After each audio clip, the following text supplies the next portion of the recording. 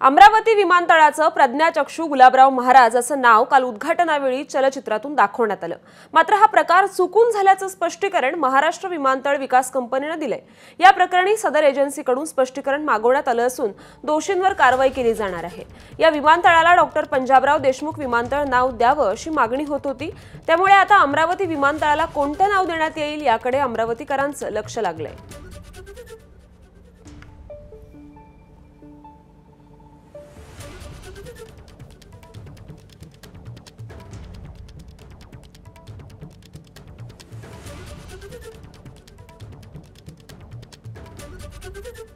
आणि या संदर्भात अधिक माहिती देत आहेत आपले प्रतिनिधी प्रणय निर्बाण।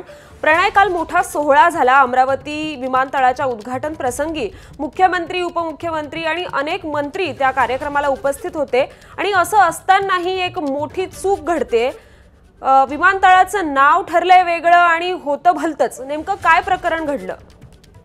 नक्की श्रुती, काल खूप मोठ्या थाटामाटात आणि बहुप्रतीक्षित अमरावतीकरांची जी 15 ते 20 वर्षापासून मागणी होती की अमरावती विमानतळ सुरू करावं, परंतु अमरावती विमानतळ सुरू झाल्याच्या नंतर त्याला नाव काय द्यावं हे अजून निश्चित झालेलं नाही।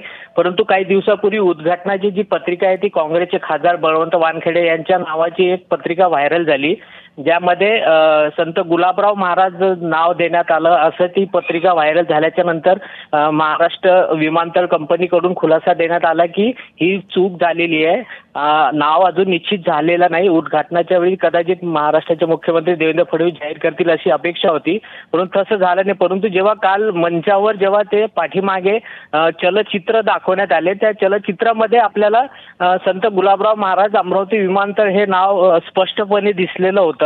त्यामुळे अमरावतीकरांना एक प्रश्न पडलेला आहे की नेमकं अमरावती विमानतळाला नाव कोणतं आहे म्हणून हा आता प्रश्न पडलेला आहे। खरं, धन्यवाद प्रणय आपण दिलेल्या या सविस्तर माहितीसाठी। एबीपी माझा, उघडा डोळे बघा नीट।